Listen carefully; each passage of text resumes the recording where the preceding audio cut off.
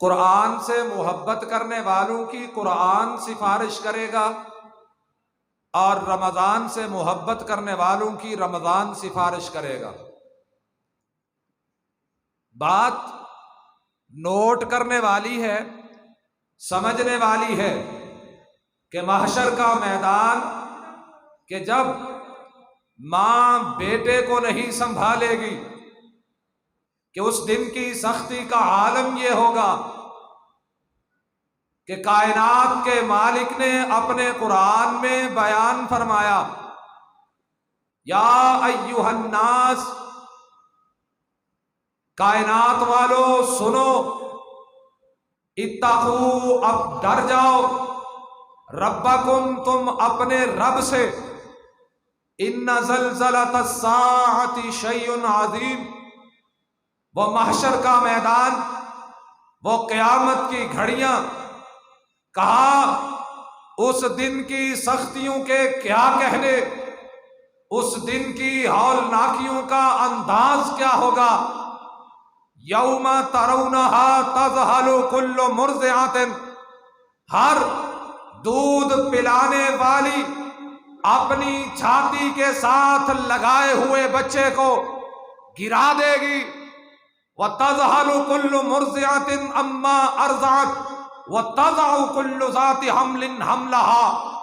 اس دن کی سختی کا عالم یہ ہوگا، اس دن کی ہولناکی کا عالم یہ ہوگا، اس دن کے قہر کا عالم یہ ہوگا کہ عرش والے نے اپنے قرآن میں بیان فرمایا ہے، یوم نطوی السماء کطی السجل للکتب، یہ آسمان جو تا حد نگاہ پھیلا ہوا تم دیکھتے ہو، کہا آسمان کو لپیٹ دیا جائے گا، آسمان ایسے لپیٹ دیا جائے گا جیسے کتاب کے اوراق کو لپیٹ دیا جاتا ہے، اور عرش والا اس روز اپنے جلال کے عالم میں ہوگا۔ اور جلال کیسا ہوگا؟ یہ دنیا پر تکبر کرنے والے، جو انسان کو انسان نہیں سمجھتے، جو انسانوں کو حیوانوں کی طرح آٹے کے لیے لائنوں میں لگانے والے، اپنی جھوٹی سیاست کے لیے انسانوں کو نچانے والے، یہ سارے فرعون کی زبان میں کلام کرنے والے اللہ کی بارگاہ میں آئیں گے۔ کعبے کا رب کہے گا، این الجبارون، این المتکبرون، این ملوک الارض، وہ زمین کے زبردست کہاں ہیں، وہ زمین کے قاہر کہاں ہیں، این ملوک الارض، وہ زمین کے بادشاہ کہاں ہیں، جن کی مرضی سے پتہ بھی حرکت نہیں کیا کرتا تھا، آج ان کو میرے سامنے لاؤ تو صحیح۔ لمن الملک اليوم، توجہ ہے جی، بات سمجھ آ رہی ہے؟ لمن الملک اليوم، مجھے بتلاؤ آج کے دن شہنشاہی کس کی ہے، آج بادشاہ کون ہے، آج جلال کس کا ہے، آج کمال کس کا ہے، آج زبردست کون ہے، جبار اور قہار کون ہے؟ کہیں سے کوئی جواب نہیں آ رہا، وہی جواب دیتا ہے، للہ الواحد القہار، اسی زبردست کی بادشاہی ہے، اسی قہار کی بادشاہی ہے جس نے تمہیں یہاں پر جمع کر لیا ہے۔ اس دن کوئی کسی کے کام نہیں آئے گا۔ یوم یفر المرء من اخیہ وامہ وابیہ، یہ رشتے، یہ ناطے، یہ تعلقات، یہ دوستیاں، ہر چیز انسان کے سامنے ریزہ ریزہ ہوتی اسے دکھائی دیں گی، کوئی کسی کے کام نہیں آئے گا، ہر ایک کو اپنی اپنی پڑی ہوگی۔ اس محشر کے میدان میں رب کا قرآن ہوگا جو صاحب قرآن کے لیے سفارشی بن کے آیا ہوگا۔ اب مرضی ہماری ہے کہ ہم نے قرآن مجید کو سنا کتنا ہے، ہم نے قرآن مجید کو سمجھا کتنا ہے، ہم نے قرآن مجید پر عمل کتنا کیا ہے۔ عمل کی بات بعد میں کریں گے، عمل کی بات آپ کو قاری یاسین بلوچ صاحب بتائیں گے، میں صرف قرآن سننے کی اور قرآن کو سمجھنے کی بات بتاؤں گا۔ رحمت عالم صلی اللہ علیہ وسلم کا فرمان ہے، جو شخص قرآن مجید کو سنتا ہے، جو شخص قرآن مجید کو سننے والا ہے، ایمانداری سے بتلائیے اس مسجد میں نماز تراویح ہوتی رہی ہے اور تراویح کا سب سے بڑا مقصد کیا تھا؟ پتہ ہے کسی کو؟ سب سے بڑا مقصد کیا تھا؟ بولو تو صحیح یار، کیا مقصد تھا تراویح کا؟ کسی کو نہیں پتا؟ تراویح کا سب سے بڑا مقصد یہ تھا کہ ہم نے اللہ کا کلام سننا ہے۔ کیا کرنا ہے؟ ہم نے اللہ کا کلام سننا ہے، اور اللہ کا کلام سننا، رحمت عالم صلی اللہ علیہ وسلم فرماتے ہیں قرآن سننا نیکی ہے، اور یہ وہ نیکی ہے جس نیکی میں اللہ اضافہ فرماتے ہیں، جو نیکی بڑھتی ہے اور پھر بڑھتی ہی چلی جاتی ہے۔ اور جو شخص قرآن مجید کی تلاوت کرنے والا، قرآن حکیم کو پڑھنے والا، قرآن حکیم کو اپنے سینے سے لگانے والا، قرآن حکیم پڑھتا ہے، قرآن حکیم سناتا ہے، سننے والے کہتے ہیں حضرت آپ قرآن کی تلاوت کیجئے، ہم آپ سے قرآن سنیں گے۔ یہ قرآن پڑھتا ہے، لوگ سنتے ہیں۔ کہا قرآن پڑھنے والے کے لیے قیامت کے دن قرآن روشنی ہوگا۔ جب کوئی روشنی نہ ہوگی، قرآن پڑھنے والے کے لیے قرآن روشنی ہوگا۔ اور یہ قرآن، اس کی فضیلت، اس کا مرتبہ جبیر بن مطعم رضی اللہ تعالیٰ عنہ سے روایت ہے کہ رحمت عالم صلی اللہ علیہ وسلم نے ارشاد فرمایا ابشروا فإن هذا القرآن طرفه بید اللہ۔ یہ جملے اگر آپ کو سمجھ آ جائیں، وہ لوگ جو 4 رکعت پڑھ کے بھاگ جانے والے، وہ لوگ جو نماز کے لیے کھڑے ہوتے ہیں، ان کے پیروں میں، قدموں میں زخم شروع ہو جاتے ہیں، تکلیف شروع ہو جاتی ہے۔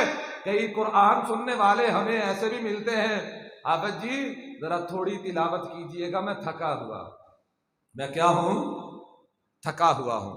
قرآن سننے کے لیے وقت نکالیے۔ کئی ایسے حضرت نے نماز عشاء پڑھائی، رمضان کا پہلا دن تھا، چاند نظر آیا، مسجد سے اعلان ہوتا ہے لوگوں آج سے تمہاری اس مسجد میں نماز تراویح کا آغاز ہوگا، قیام اللیل کا آغاز ہوگا، دنوں کو سیام ہوا کریں گے، راتوں کو قیام ہوا کریں گے۔ پہلا دن تھا، ہر مسجد کی حالت یہ تھی، تاحد نگاہ لوگ موجود تھے، قرآن سے محبت کرنے والے آتے تھے، سنتے تھے، سناتے تھے۔ ایک دن گزرا، دوسرا دن آیا، ایک صف کم ہو گئی، تیسرا دن آیا، 2 صفیں کم ہو گئی، اب چوتھا دن آیا ہے تو ان کے پاس دلیل آ گئی ہے۔ حضرت رسول اللہ صلی اللہ علیہ وسلم کے پیچھے پڑھنے والوں نے صرف 3 دن پڑھی تھی، آپ نے 3 دن پڑھائی تھی، تو ہم نے تو سنت پوری کر لی، اب ہمارا تو حق ادا ہو گیا ہے۔ یہ وہ لوگ ہیں جو سارے دین کو چھوڑ کے اپنے مطلب کی بات لیتے ہیں، اور یہی ہماری بدبختی کی سب سے بڑی وجہ ہے۔ بات سمجھ آ رہی ہے جی؟ یہی ہماری بدبختی کی سب سے بڑی وجہ ہے کہ ہم سارے دین کو ایک طرف کر دیتے ہیں، مرضی کی بات مل جائے، اپنی مرضی کی بات مل جائے اس کو لے لیتے ہیں۔ اب یہ تو پتا چل گیا رحمت عالم صلی اللہ علیہ وسلم نے رمضان کی 3 راتوں میں قیام کروایا تھا، تو اس حدیث کا کیا کرو گے کہ کائنات کے امام نے فرمایا من قام رمضان ایمانا و احتسابا غفر له ما تقدم من ذنبہ، جس نے رمضان کی راتوں میں ایمان کے ساتھ، احتساب کے ساتھ قیام کیا، عرش والا اللہ اس کے پچھلے سارے گناہوں پر معافی کا قلم پھیر کے اللہ اسے جنت عطا فرما دے گا۔ اس حدیث پہ عمل کون کرے گا؟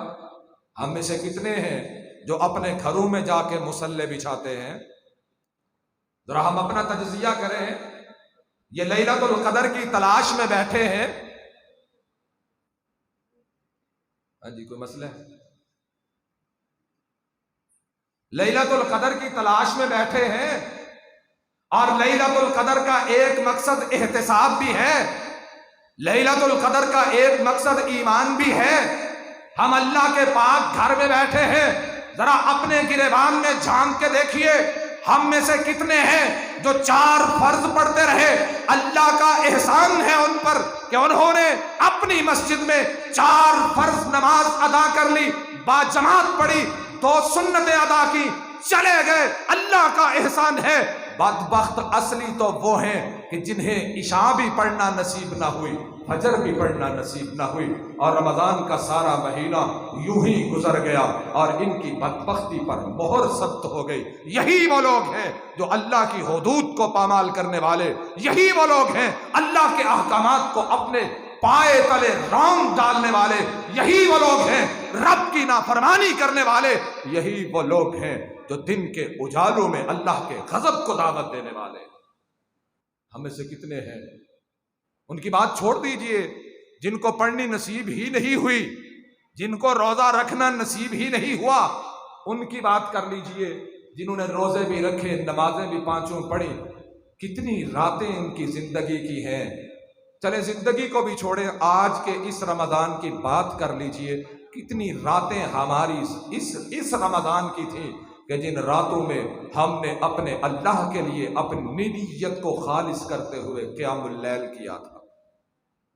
کیا ہمیں رمضان کی ان راتوں میں کیا کوئی ایسا لمحہ میسر آیا، کیا کوئی ایسا وقت نصیب ہوا کہ رات کو ہم اٹھے، ہمارا پہلو اپنے بستر سے جدا ہوا، ہم اس بات کی عملی تفسیر بنے؟ تتجافا جنوبهم عن المضاجع يدعون ربهم خوفا وطمعا ومما رزقناهم ينفقون۔ ہمارا پہلو بستر سے جدا ہوا، دل خوف سے لرز گیا، دماغ میں خواہش آئی۔ خوف کس بات کا تھا؟ اللہ ناراض نہ ہو جائے، اللہ جہنم میں نہ ڈال دے۔ اور خواہش کس بات کی تھی؟ اللہ راضی ہو جائے، راضی ہو کے اللہ مجھے جنت عطا فرما دے۔ ہمارے اس رمضان میں وہ کون سی رات تھی جب ہمارے دل میں یہ خواہش پیدا ہوئی، ہمارا پہلو بستر سے الگ ہوا، ہم چھلانگ لگا کے اٹھے، بستر سے نیچے اترے، اترتے ہی ہم نے سب سے پہلے وضو کیا، وضو کر کے مصلی پہ کھڑے ہوئے، اور مصلی پہ کھڑے ہو کے ہاتھ سینے پہ باندھ لیے، اللہ کے سامنے ہم کلام ہوئے، ہماری رکعات مکمل ہوئی، اللہ کے سامنے اپنے دامن کو پھیلایا، اللہ سے دعا کی۔ اللہ جو کر سکتا تھا کر دیا، آنکھوں سے سمندر جاری ہوا، آنکھوں سے پانی جاری ہوتا ہے۔ وہ کون سی رات تھی جب میری اور تیری آنکھ سے ٹپ ٹپ آنسو زمین پر گرتے رہے اور میرے دل سے زنگ اترتا رہا؟ کوئی ایک رات لے کے تو آؤ۔ کیا ہے میرے اور آپ کے پاس ایسی ایک رات؟ اور بیٹھے ہیں ہم لیلۃ القدر کی تلاش میں۔ من قام رمضان ایمانا و احتسابا غفر له ما تقدم من ذنبه۔ آپ کو اپنے امام کے پیچھے کھڑے ہو کر تراویح پڑھتے ہوئے رات کی بات سنیے۔ یہ میاں عبداللہ صاحب تشریف فرما ہے، نئی مسجد بنائی ہے انہوں نے، اللہ تعالیٰ ان کی مسجد کو آباد فرمائے، اللہ تعالیٰ ان کی اس کاوش کو قبول فرمائے۔ میں نے ان سے سوال کیا کہ حضرت بتلائیے کہ آپ کی مسجد میں رات کو قیام اللیل کرنے والے لوگ کتنے ہوتے ہیں؟ پتہ ان کا جواب کیا تھا؟ یہی جواب میں یہاں سے پوچھ لوں اگر اپنے دوست، اپنے بھائی مولانا مدثر صاحب سے، تو ان کا جواب بھی یہی ہوگا۔ یہ رانا عمر فاروق صاحب تشریف فرمائے، ان سے پوچھ لوں، ان کا جواب بھی یہی ہوگا۔ باہر قاری عبدالستار صاحب تشریف فرما ہیں، ان سے پوچھ لوں، ان کا جواب بھی یہی ہوگا۔ قیام اللیل کرنے والے لوگ کتنے تھے؟ رات کو آپ کے پیچھے تراویح ادا کرنے والے، کہ وہ جسے قیام اللیل کہا جاتا ہے۔ ماں جی عائشہ صدیقہ رضی اللہ تعالی عنہا بیان کرتی ہے کہ کائنات کے تاجدار، نبیوں کے امام محمد الرسول اللہ صلی اللہ علیہ وسلم کی زندگی کے رمضان آتے رہے، رمضان اور غیر رمضان میں کائنات کے امام ہر رات میں 11 رکعات کا قیام کیا کرتے تھے۔ فرائض کے علاوہ سہولت اللہ نے عطا کی۔ رسول اللہ نے فرمایا رمضان کی ان راتوں میں قیام کرنا، تم رات کے پہلے حصے میں قیام کر لیتے ہو، اللہ ساری رات کے قیام کا ثواب دے دیتا ہے، آخری حصے میں قیام کر لیتے ہو، اللہ ساری رات کے قیام کا اجر عطا کر دیتا ہے۔ درمیان والے حصے میں قیام کرتے ہو، اللہ ساری رات کے قیام کا ثواب عطا کر دیتا ہے۔ اور پھر اس سے بڑھ کر بھی سہولت یہ ملی، اللہ تعالیٰ نے حفاظ کرام کو پیدا کر دیا، حفاظ چل کے ہماری مسجد میں آ گئے۔ خدا را ان حفاظ کی جیب چاہے گرم نہ کیجیے گا۔ کتنے اس گال سے پکے نہ ہو جائے آج کہ مولوی نے کہہ دیتا سی نہ دی جیب نہ گرم کرے آج۔ یہ بھی آخر انسان ہیں، ضرور ان کی خدمت کیجیے گا، لیکن خدمت سے پہلے ان حفاظ کے پیچھے قیام ضرور کیجیے گا۔ میری سوچ ہے، میری فکر ہے، آپ اختلاف کر سکتے ہیں، جو چل کے آ گیا یہ خود نہیں آیا، جس کا کلام لے کے آیا ہے اس اللہ نے بھیجا ہے، اس اللہ نے اس کے ذمے اس مکوانا کی بستی کی یہ محمدی مسجد لگا دی تھی، اس کے نصیب میں لکھ دی تھی، اس کے مقدر میں مقرر کر دی تھی کہ تو نے وہاں پر جانا ہے، میرے بندوں کو قیام کی سہولت عطا کرنی ہے، تو ان کا امام ہوگا، وہ تیرے پیچھے قیام کریں گے۔ اور کائنات کے امام محمد الرسول اللہ صلی اللہ علیہ وسلم کا فرمان ہے، جامع ترمذی کی حدیث ہے، رسول اللہ صلی اللہ علیہ وآلہ وسلم فرماتے ہیں جو رمضان کی رات میں باجماعت قیام کر لیتا ہے اللہ اسے ساری رات کے قیام کا اجر عطا فرما دیتا ہے۔ حافظ تو آئے، تراویحاں پڑھا دی، قیام کروا دیا، حجت قائم کر گئے۔ سوچئے ذرا کہ اللہ کے رسول علیہ السلام نے فرمایا ہے من قام رمضان ایمانا و احتسابا غفر له ما تقدم من ذنبہ، دن کو روزہ رکھا، روزے کی حالت میں اللہ نے کہا روزہ رکھا ہے ایمان اور احتساب کے ساتھ، گناہ تب بھی معاف ہوں گے۔ دن کو روزہ رکھا، کوئی غلطیاں ہو گئی، گناہ ہو گئے، جرائم سرزد ہو گئے، رات آئی، اللہ نے کہا رات کو قیام کر لے۔ رحمت عالم صلی اللہ علیہ وسلم نے فرمایا تیرا رات کا قیام تو ایمان سے کرے گا، احتساب سے کرے گا، تیرے گناہوں سے معافی کا ذریعہ بن جائے گا۔ ذرا سوچئے تو صحیح، ہم نے اس قرآن کو لے کر کتنی راتوں کا قیام اپنے ایمان کے ساتھ اور احتساب کے ساتھ کیا ہے۔ ابھی بھی چند راتیں باقی ہیں، ان راتوں کو غنیمت جانیے اور ان راتوں میں قیام ضرور کیجئے۔ رحمت عالم صلی اللہ علیہ وسلم کا فرمان حضرت جبیر بن مطعم رضی اللہ تعالیٰ عنہ بیان کرتے ہیں ابشروا فإن هذا القرآن طرفه بید اللہ، یہ قرآن جو آپ کی مسجد میں مکمل ہوا ہے، یہ مکمل ہوا ہے کہ ادھا سپارہ سنے آج مکمل ہوا ہے، ادھا سپارہ ابھی نہیں مکمل ہوا، اللہ کرے مکمل ہو جائے۔ کہہ دیو آمین۔ جھجکتے ہیں یار آپ لوگ، آمین کہتے ہوئے بھی کنجوسی کرتے ہیں، لگتا ہے میری بات آپ کو سمجھ میں نہیں آ رہی ہے۔ اللہ تعالیٰ عمل کی توفیق عطا فرمائے۔ ابشروا فإن هذا القرآن طرفه بید اللہ، قرآن مجید کا ایک کنارہ اللہ کے ہاتھ میں ہے۔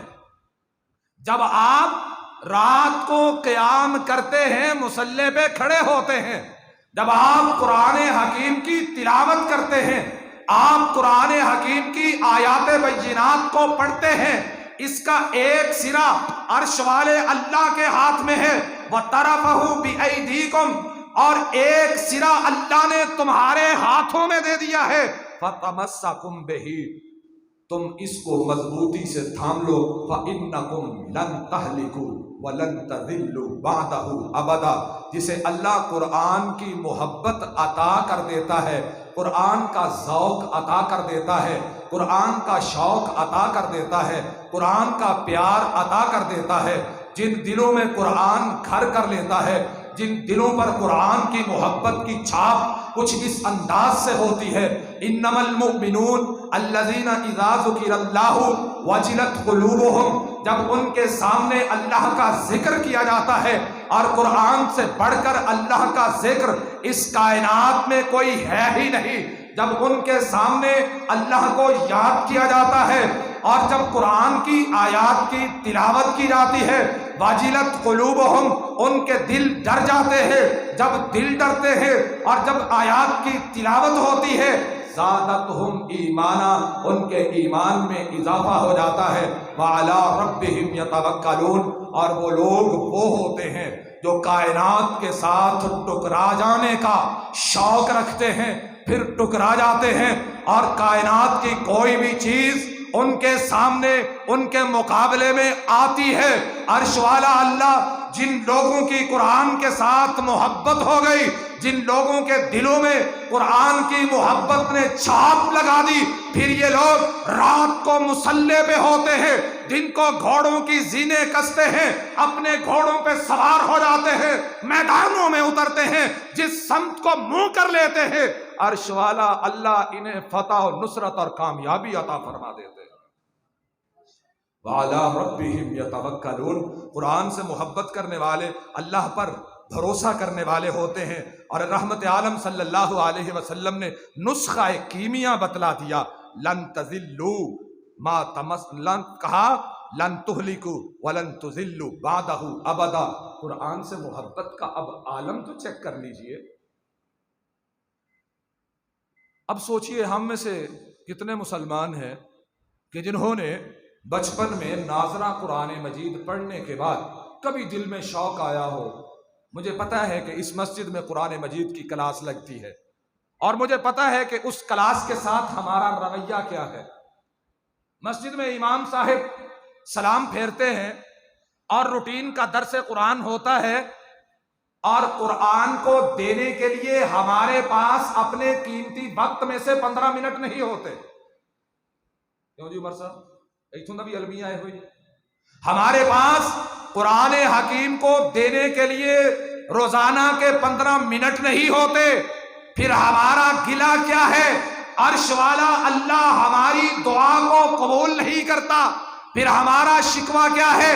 ہمارے گھروں میں ہماری بہو بیٹیاں ہماری بات کو نہیں مانتی۔ قرآن سے دوری کا نتیجہ سنیے، آپ نے دیکھا ہوگا ٹی وی پر بیٹھ کے وہ جی ڈی اے والا، اس کا نام ظفر ہے، اس کے ساتھ ٹی وی پر بیٹھ کے گھنٹہ 1.5 گھنٹہ روتے رہے، ہماری بیٹی کراچی سے ہمارے گھر کے سامنے سے اغوا ہو گئی، ملی نہیں، 2 3 4 دن گزرے۔ آج سوشل میڈیا، ہر سوشل میڈیا چلانے والا بندہ، فیس بک پر بیٹھنے والا، ٹویٹر کو چلانے والا ہر شخص جانتا ہے وہ بیٹی گم کہاں سے ہوئی تھی اور ملی کہاں سے ہے اور کس کے ساتھ ملی ہے۔ وجہ کیا ہے؟ وجہ تو اللہ نے بتا دی، فمن اعرض عن ذکری فإن له معیشۃ ضنکا۔ اور رحمت عالم صلی اللہ علیہ وسلم نے فرمایا قرآن کو پکڑ لو، تھام لو، گمراہی تمہارا مقدر نہیں بنے گی، ہلاکت بھی تمہارا مقدر نہیں ہوگی۔ آج گمراہی بھی اس امت کا مقدر ہے، آج ہلاکت بھی اس امت کا مقدر ہے۔ وجہ کیا ہے؟ ہم میں سے کتنے گھر ہیں، میں نے اپنا بچپن دیکھا ہے، اپنے گھر کی بڑھیا کو دیکھا ہے، اپنی دادی کو دیکھا ہے، اپنی نانی کو دیکھا ہے، وہ انگوٹھا چھاپ تھی۔ ان کے دور میں گھر میں، پورے گاؤں میں 1 یا 2 گھر ہوا کرتا تھا جس گھر میں ٹی وی ہوا کرتا تھا، اور اس گھر والے ٹی وی رکھنا اپنے لیے کسی اعزاز سے کم نہیں سمجھا کرتے تھے، اور دولت مند ہونے کی علامت یہ ہوتی تھی کہ ہمارے گھر میں ٹی وی ہے۔ کیوں جی؟ آپ نے دیکھا یہ وقت کہ جب گھروں میں ٹی وی ہوتا تھا، اور ٹی وی کا آخری بات میں کر رہا ہوں، بات کو ختم کرتے ہیں، حضرت باہر تشریف فرما ہے اور ان کے درمیان اور آپ کے درمیان حائل ہونا بنتا بھی نہیں ہے۔ ٹی وی ایک گھر میں ہوا کرتا تھا، اور جس گھر میں ٹی وی ہوتا تھا، یہ ایک بات آپ کو بتا رہا ہوں، یہ ایک آپ نے دیکھا ہوگا ایک تحریر چھوٹی سی، وہ کہتے ہیں ایک گھر میں ٹی وی ہوتا تھا اور پنڈ کا جو مولوی ہوتا تھا اس گھر والوں کے ساتھ اس کی لڑائی ہوتی تھی۔ اب ہر مولوی کا اپنا اپنا چینل موجود ہے، اور ہر گھر میں ٹی وی لاؤنج کے نام سے برآمدہ بھی موجود ہے، یہاں پہ ٹی وی نہیں، جدید قسم کی LED سکرین لگی ہوئی، وہ بڑی سکرین لگا کے اس سکرین پر اپنا من چاہا یوٹیوب کھولتا ہے، چینل نکال کے دیکھتا ہے۔ گھر میں آپ نے بنایا ٹی وی لاؤنج تو بنا لیا، کتنے گھرانے ایسے ہیں جن گھروں میں انہوں نے مسجد بھی بنائی ہو۔ اس دور کی بات میں آپ کو سنا رہا ہوں، سیدنا انس رضی اللہ تعالیٰ عنہ بیان کرتے ہیں، یہ قرآن سے محبت کرنے والے، قرآن سے پیار کرنے والے، رسول اللہ صلی اللہ علیہ وسلم کا فرمان ہے، جو چاہتا ہے اللہ رب العزت مجھ سے محبت کرے۔ کیوں جی؟ آپ چاہتے ہیں اللہ آپ سے محبت کرے؟ اچھی بولو پھر، چاہتے ہیں؟ میاں عبداللہ صاحب تھوڑی سائڈ ہو لیجیے ذرا، ذرا بتائیں کہ آپ چاہتے ہیں اللہ آپ سے محبت کرے؟ اور آئیے پھر محبت کا طریقہ کائنات کے امام کی زبان سے سنیے۔ رحمت عالم صلی اللہ علیہ وسلم نے فرمایا جو تم میں سے چاہتا ہے، جس کی خواہش یہ ہے، جس کی تمنا اور تمنا یہ ہے عرش والے اللہ میں اس سے پیار کروں، وہ مجھ سے محبت کرے، میں زمین پہ بیٹھا ہوں، وہ میرا تذکرہ اپنے نوری ملائکہ میں کرے، اپنے فرشتوں میں کرے۔ کائنات کے امام نے فرمایا پھر وہ چاہتا ہے اللہ بھی مجھ سے محبت کرے، میں بھی اللہ سے محبت کروں، اللہ کے رسول سے بھی محبت کروں، فَلْيَقْرَأْ فِي الْمُصْحَفِ، پھر وہ قرآن مجید کی تلاوت کیا کرے، قرآن مجید کو پڑھا کرے، قرآن مجید پر غور و فکر کیا کرے۔ اور میں آپ کو بتا رہا تھا، انس رضی اللہ تعالیٰ عنہ کی بات کو سنا کے بات کو ختم کیے دیتے ہیں۔ فرماتے ہیں انس رضی اللہ تعالیٰ عنہ، صحابہ کا ذوق دیکھیے، شوق دیکھیے۔ اب سوچئے ہم نے بھی کبھی اپنے امام مسجد کی اس طرح دعوت کی ہے؟ میں اللہ کی رحمت سے علی وجہ البصیرہ بات کر رہا ہوں، جہاں سے میں آیا ہوں میرے مقتدی جہاں تک ہو سکتا ہے بڑا احترام کرتے ہیں، بڑی محبت کرتے ہیں، اللہ ان کی محبت قبول فرمائے۔ آپ بھی محبت سیکھیے، اپنے آئمہ سے محبت سیکھیے، اپنے علماء سے محبت سیکھیے۔ ہمیشہ چغلی اور غیبت کو عادت نہ بنائیے۔ کبھی اپنے امام صاحب کے پاس آپ نے جا کے کہا ہے حضرت میرے گھر تشریف لائیے، میری دادی کہتی ہیں کہ میں نے حضرت کی دعوت کرنی ہے۔ انس کہتے ہیں میں نے اللہ کے رسول سے کہا میری دادی کی خواہش ہے آپ کی دعوت کرنی ہے، دعوت پہ بلایا، کھانا کھلایا، کھانا کھانے کے بعد دادی اماں کہنے لگی انس میں چاہتی ہوں اپنے گھر کے ایک کونے کو اپنے لیے مسجد بنا لو۔ کبھی ہم نے کہا ہے؟ سانو تے اپنے جنازے تے مولوی بھی پشوروں جا کے لا بتا پنڈ دے مولوی تے سانو یقین ہی نہیں ہوتا۔ ایسا ہوتا ہے کہ نہیں؟ اللہ کے بندو، یہ جو تمہاری مسجد میں چند ہزار روپوں پہ خدمت کرنے والا بندہ، مسجد کی ٹوٹیاں تک صاف کرنے والا، تمہارے بچوں کی نوزیاں تک صاف کرنے والا، تمہارے بچوں کی توتلی زبانوں کو پکڑ پکڑ کے قرآن سکھانے والا، اس سے بڑھ کر اللہ کا ولی کہاں سے تلاش کرتے ہو؟ اس سے بڑا ولی کون ہو سکتا ہے کہ جس نے اپنی ضروریات کو نہ دیکھا، اپنی خواہشات کو نہ دیکھا، خدمت کر دی تمہاری، اور تم جب تمہارا کوئی فوت ہو جاتا ہے ولیوں کو ڈھونڈنے نکل جاتے ہو۔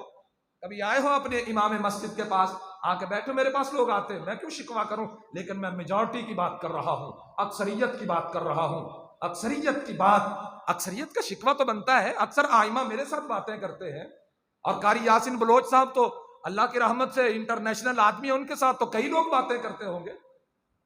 میں تو ایک محدود پیمانے کا بندہ، لوگ میرے ساتھ باتیں کرتے ہیں، اپنے مقتدیوں کی شکوے اور شکایتیں کرتے ہیں، ہم موقع کیوں دیتے ہیں؟ کبھی ہم نے کہا اپنے امام صاحب کو کہ امام صاحب آپ میرے گھر تشریف لائیے گا، وہاں پہ دعوت ہے، دعوت کے بعد کہا ہو حضرت ہم گھر کے اس کونے کو مسجد بنانا چاہتے ہیں، ہم ہر کمرے کے ساتھ اٹیچ باتھ تو بنا لیتے ہیں لیکن ہر کمرے کے ساتھ مصلے کی جگہ نہیں چھوڑتے؟ اس سے بڑی بدبختی اور بدنصیبی کیا ہو سکتی ہے؟ رسول اللہ صلی اللہ علیہ وسلم نے فرمایا یہ گھروں کے کمرے اور یہ باتھ روم، یہ لیٹرینیں، یہ گندے شیطانوں اور چڑیلوں کے گھر ہیں، اور ان کو گھروں سے دور بنانا چاہیے۔ ہم نے کمروں میں یہ بنا دیے اور مصلے کو کمرے سے باہر نکال دیا۔ جس کو نماز کی توفیق ہوتی ہے وہ سنتیں بھی مسجد میں پڑھ آتا ہے، فرض بھی مسجد میں پڑھ آتا ہے۔ کبھی ہمیں کتنی مدت ہوئی، سوچئے ذرا، ہمیں کتنی مدت ہوئی ہے کہ اپنے گھر میں ہم نے نوافل ادا کیے ہوں؟ رسول اللہ صلی اللہ علیہ وسلم نے فرمایا اپنے گھروں میں نوافل کا اہتمام کرو، اپنے گھروں میں قرآن کی تلاوت کرو، اپنے گھروں کو مسجدیں بناؤ، ان گھروں میں نوافل پڑھا کرو، ان گھروں میں قرآن کی تلاوت کیا کرو، گھروں کو قبرستان نہیں بناؤ۔ ہم نے گھروں میں لیٹرینیں بنا کے ہر کمرے کے ساتھ مصلے کو باہر نکال دیا، قرآن کو باہر نکال دیا، پھر ہم اللہ سے کہتے ہیں ہم پہ رحمت نہیں ہوتی؟ ذرا سوچیے تو صحیح، تھوڑا نہیں، اپنی دماغ کی پوری بتی جلا کے سوچئے گا۔ اللہ تعالی ہمیں سوچنے کی توفیق عطا فرمائے۔ ایک دو اور گزارشات ہیں۔ رسول اللہ صلی اللہ علیہ وسلم نے ارشاد فرمایا جو قرآن مجید کی ایک آیت کی تلاوت کرتا ہے، ایک لفظ کی، ایک حرف کی تلاوت کرتا ہے، اللہ تعالیٰ اسے 10 نیکیاں عطا کرتے ہیں۔ قرآن اللہ کی کتاب ہے۔ کوئی دنیا کا مصنف، کئی لوگ مصنف کتابیں لکھنے والے، جب میں ان سے کہتا ہوں حضرت میں نے آپ کی کتاب پڑھی، تو وہ کہتے ہیں جناب اس پر تبصرہ بھی لکھ دیجئے۔ جب تبصرہ لکھتا ہوں تو وہ لوگ راضی ہوتے ہیں، خوش ہوتے ہیں کہ اس بندے نے ہماری کتاب کو پڑھا ہے، اس کی قرأت کی ہے، غلطیاں نوٹ کی ہیں، اپنی کتاب میں میرا تذکرہ بھی کر دیتے ہیں۔ لوگوں، یہ قرآن اللہ کی کتاب ہے، ذرا سوچو تو صحیح، جب اس کی تلاوت کرو گے تو مالک کتنا خوش ہوتا ہوگا۔ تم تو اپنی فیس بک پر، جو تمہاری فیس بک کی تصویر پر کمنٹس کر جائے، جو تمہاری فیس بک کی تصویر پر کومنٹس کر جائے، تم اس کے کومنٹس کو سینے سے لگا لیتے ہو، وہ جہاں ملتا ہے اس کی پہچان رکھتے ہو، شکریہ ادا کرتے ہو۔ ذرا قرآن پڑھ کے بھی کبھی سبحان اللہ کہہ کے دیکھو تو صحیح، اللہ تمہاری اس سبحان اللہ کی قدر کیا کرتا ہے۔ ایک حرف پڑھتے ہو 10 نیکیاں ملتی ہیں، قرآن کا ایک حرف بھی ضائع نہیں، حتیٰ کہ وہ حروف جنہیں حروف مقطعات کہا جاتا ہے، الف لام میم، الف پڑھتے ہو 10 نیکیاں ملتی ہے، لام پڑھتے ہو 10 نیکیاں ملتی ہے، میم کی تلاوت کرتے ہو 10 نیکیاں ملتی ہیں، تینوں کو ملاتے ہو اللہ 30 نیکیاں تمہارے نامہ اعمال میں، وہ شہنشاہ، وہ بادشاہ، وہ کائنات کا حاکم، وہ احکم الحاکمین تمہارے نامہ اعمال میں درج فرما دیتا ہے۔ کوئی ایسی کتاب لاؤ تو صحیح۔ اور قرآن کو پڑھنے والا، اس قرآن کو پڑھنے میں مہارت حاصل کیجئے۔ الماہر بالقرآن مع السفرۃ الکرام البررہ، اللہ رب العزت اسے اپنے مقرب فرشتوں میں جگہ عطا فرمائے گا۔ کیوں جی ارادہ کرتے ہیں اپنے بچوں کو قرآن پڑھائیں گے؟ ہاتھ کھڑا کر کے ذرا وعدہ کریں۔ وعدہ کرنا ہے، ارادہ نہیں، وعدہ کرنا ہے، سوچ سمجھ کے ہاتھ اٹھائیے گا، سوچ سمجھ کے ہاتھ اٹھائیے گا۔ اپنی اولاد میں سے زیادہ بچے نہیں، ایک بچہ ضرور ہم اس قرآن کا قاری بنائیں گے، دین کا عالم بنائیں گے۔ سوچ سمجھ کے ہاتھ کھڑا کیجئے۔